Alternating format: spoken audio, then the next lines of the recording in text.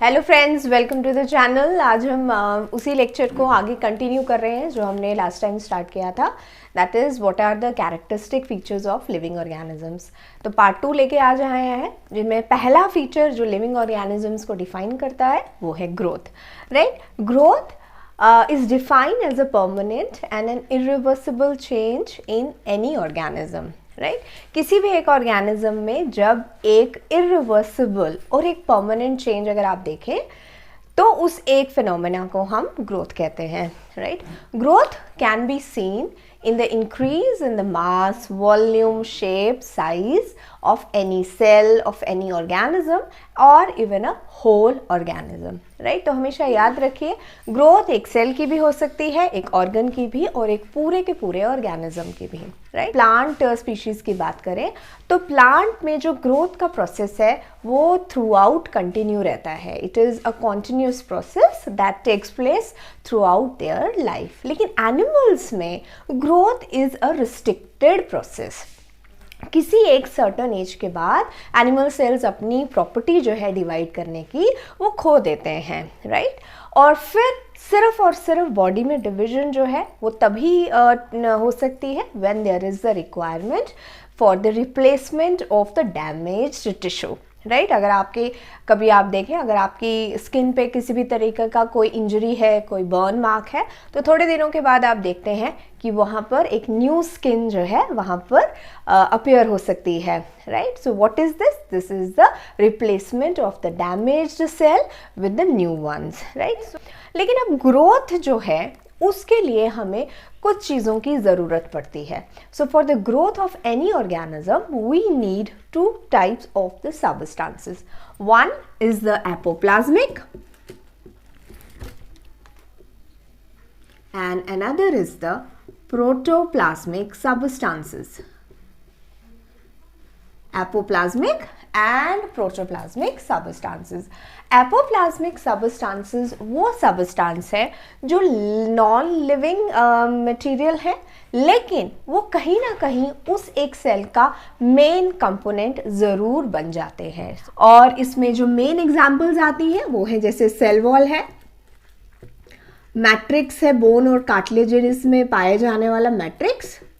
Right, matrix जो है जो बोन और कार्टिलेजेस में पाया जाता है, दैट फाइबर्स जो है वो भी एपोप्लाज्मिक सबस्टांसेस की ही एग्जाम्पल है. प्रोटोप्लाज्मिक सबस्टांसेस वो सबस्टांसेस हैं which are the constituents of the living matter. Right, protoplasmic substances से ही किसी भी एक सेल का प्रोटोप्लाज्म जो है उसमें आप इंक्रीज नोटिस कर सकते हैं. इसका मतलब दोनों सबस्टांसेस मिलकर किसी भी एक सेल की ग्रोथ को आगे बढ़ाने में हेल्प करते हैं. So it is the combined effect of both the apoplasmic as well as the protoplasmic substances which results in the growth of any particular kind of a cell. Right, इसी से related कुछ ऐसी terms हैं जो शायद अगर आप books में देखें तो आपको मिलेंगी. जैसे कि एक टर्म है accretion, accretion and intussusception. Intussusception is the internal growth of any cell. जब सेल के अंदर इंटरनली कोई भी एक सेल ग्रो करेगा, that phenomena is known as antioception. Right, and antioception is a characteristic feature of all type of the living cells. Right, जितने भी living cells हैं वो हमेशा इसी तरीके का phenomena show करते हैं. Accretion is a factor which is shown by non-living objects.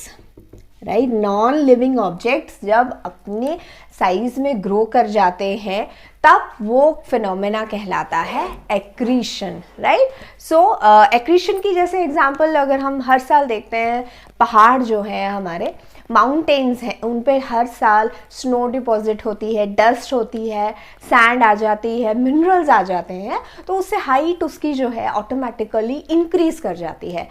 तो क्या ये ग्रोथ है?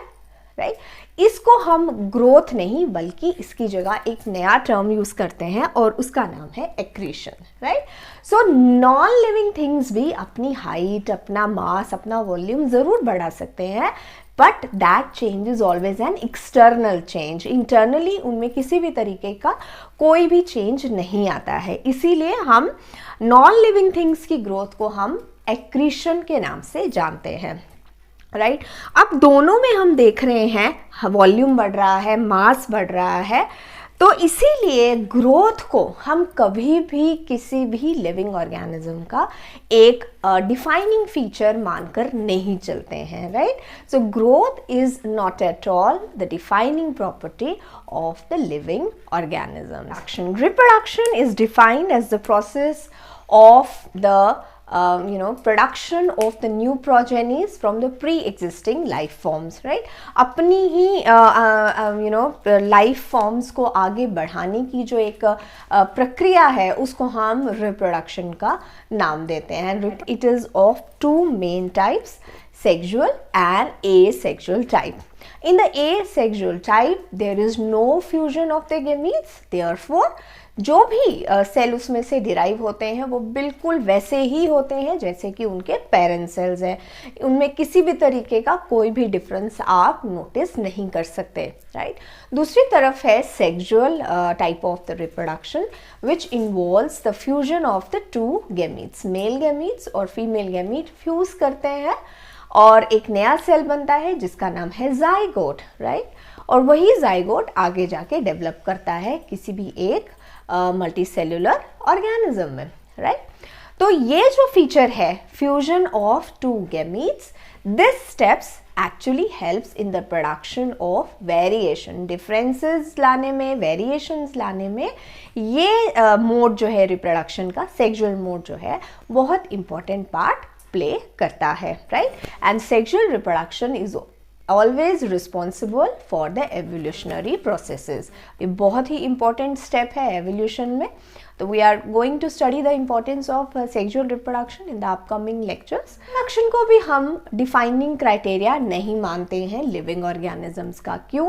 क्योंकि बहुत सारे ऐसे living organisms हैं which are biologically infertile. For example, infertile couples. Right? बहुत सारे ऐसे couples which are unable to produce their future ones. In example which is in the form of worker bees. Right, worker bees एक ऐसी class है bees की जो आप एक beehive में देखते हैं.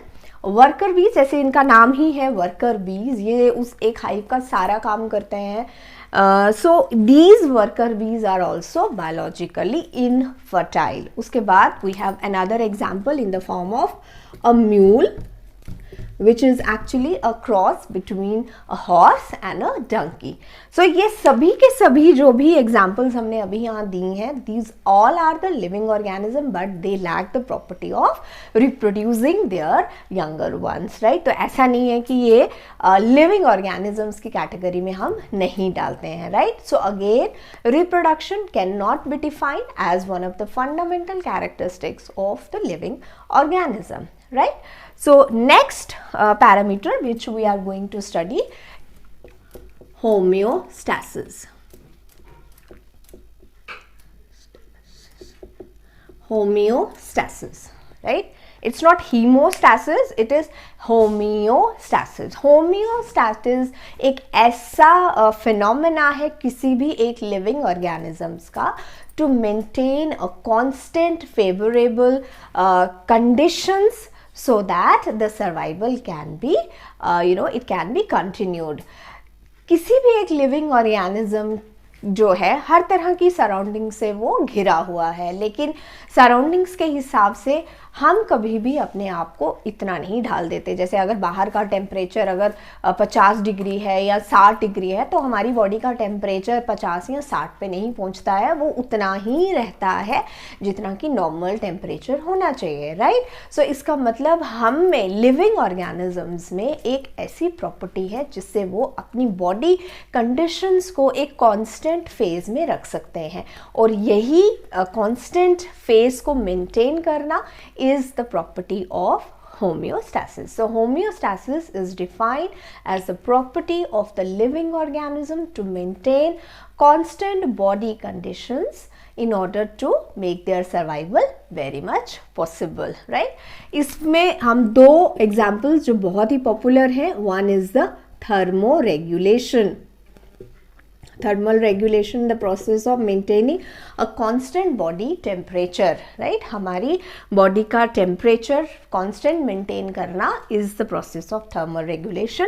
The another one is osmoregulation. Osmoregulation is defined as the process where the water and ionic balance को मेंटेन किया जाता है बॉडी के अंदर, और ये होम्योस्टैसिस एक बहुत ही बड़ा और इम्पॉर्टेंट फीचर है हर तरीके के लिविंग ऑर्गेनिज्म का, right? So in addition to the growth, reproduction, homeostasis is also one of the very important feature. So the next another important feature living organism का, that is the consciousness, right?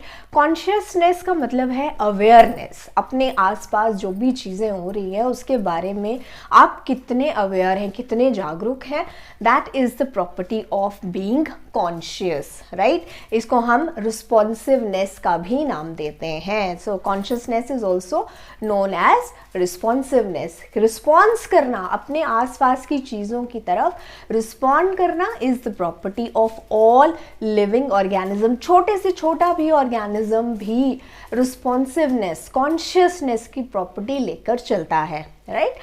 For example, आपके घरों में कभी आपने garden snails notice की होंगी, right? छोटा सा एक species है, right?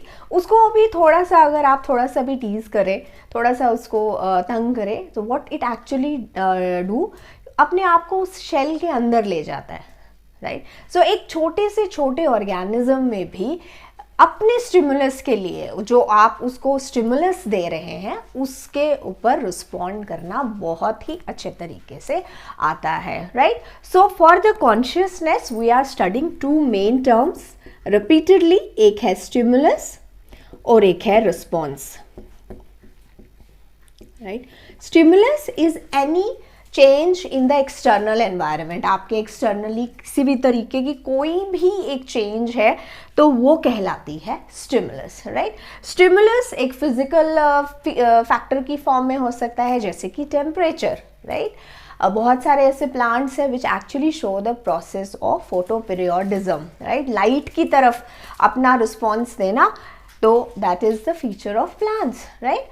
That can be physical, वो केमिकल भी हो सकती है और बायोलॉजिकल भी. So stimulus can either be in the form of a physical factor, chemical factor और even a biological factor, right? और ह्यूमन बींग्स में तो बहुत ही ज़्यादा अच्छे तरीके से स्टिमुलस को रिस्पॉन्ड करने की ताकत नेचर ने दी हुई है, right? They are having special receptors जिसको हम यूज़ करते हैं for the sense of taste, smell, touch, hearing, vision, right? So we are blessed with the sensory organs which actually help us to respond to different types of the stimulus.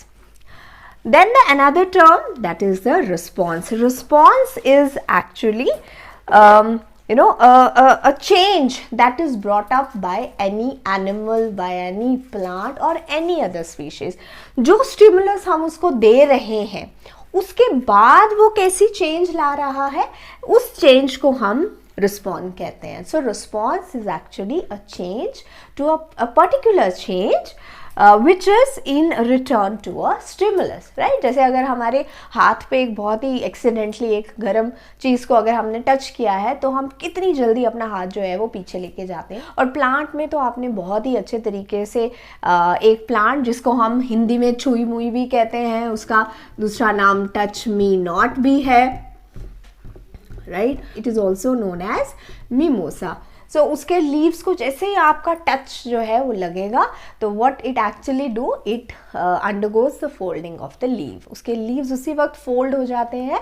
इसका मतलब एक plant भी आपके touch की तरफ response show करता है. This is the consciousness which is again a deciding feature for all types of the living organism. Adaptation, right? Adaptation is also a very important feature of the living organism. Adaptations क्या है? Adaptations है वो सारी changes जो किसी भी एक organism का सर्वाइवल पॉसिबल करने में बहुत ही इंपॉर्टेंट रोल प्ले करती हैं, right? So adaptations are the permanent changes which help in making the survival of any animal helpful. Adaptations can be short term and they can be long term. Short term adaptation temporary होती हैं, किसी एक time पर आएंगी और जब वो time खत्म हो जाएगा उसके बाद वो ओवर हो जाएंगी. लॉन्ग टर्म्स जो हैं वो हमेशा किसी भी एक एनिमल का डिस्टिंग्विश फीचर बन के रह जाती हैं. So those are the permanent changes. So short term are for shorter period of time, they are temporary. Long term are continued throughout the life, they are the permanent changes. Short term changes are not heritable, वो आने वाली generations में कभी भी नहीं दिखेंगी, लेकिन permanent changes are always heritable. हमेशा आने वाली जनरेशन्स में आप उन चेंजेस को नोटिस ज़रूर करेंगे. और जिस तरह का उनका एनवायरनमेंट है, सराउंडिंग्स है, उसी तरीके से एनिमल्स, प्लांट्स, हर तरीके का एनिमल जो है वो अपने आप को ढाल लेता है, अडेप्ट कर लेता है, राइट? जैसे अगर अभी हम बात कर रहे हैं तो पहले हमारी टीचिंग कैसे होती थी? टीचिंग थी वो एक नॉर्मल टीचर क्लास में खड़ा होता था और हम बिल्कुल वैसे ही पढ़ते थे जैसे इतने सालों से पढ़ते आ रहे हैं. लेकिन because of this pandemic the technology has overpower the real teachers, right? अब हम रियल प्लेटफॉर्म से वर्चुअल प्लेटफॉर्म पे आ गए हैं. So we have adapted ourselves to this particular technology, right? तो जिस तरह का भी चेंजेस हैं एनवायरनमेंट में, सराउंडिंग्स में, उसी के हिसाब से एनिमल्स अपने आप को ढालते हैं, अपने बिहेवियर में चेंज लाते हैं, अपनी बॉडी के फंक्शंस में चेंज लाते हैं, जिनसे उनका सर्वाइवल और अच्छा हो सके, बेटर हो सके. जैसे आपने ठंडे इलाके में जो पाए जाने वाले एनिमल्स हैं जैसे कि पोलर बियर, राइट? उसकी जो अडेप्टेशंस हैं वो बिल्कुल डिफरेंट होंगी जैसे कि एक कैमल में पाई जाती है, which is actually a desert animal. Dry areas में पाए जाने वाला एक एनिमल बिल्कुल ही डिफरेंट होगा जो कि एक पोलर रीजन्स पे पाए जाने वाला एनिमल. अडेप्टेशन की एक बहुत ही अच्छी एग्जाम्पल हमारे सामने आती है और वो है हाइबरनेशन. हाइबरनेशन एक ऐसा टेम्पररी फेज है जो यूजुअली एम्फीबियंस, रिप्टाइल्स और कुछ मैमल्स जो हैं वो शो करते हैं. एम्फीबियंस, रेप्टाइल्स, मैमल्स शो करते हैं जिसमें वो एक टेम्पररी पीरियड के लिए हाइबरनेट हो जाते हैं, जिनमें उनका मेटाबॉलिज्म जो है वो स्लो हो जाता है, बॉडी फंक्शनिंग जो है वो स्लो हो जाती है और वो किसी एक टाइम के लिए एक स्लीप पीरियड के लिए, एक रेस्टिंग पीरियड पर चले जाते हैं. वो विंटर स्लीप भी हो सकती है, समर स्लीप भी कई एनिमल्स में आप देखेंगे.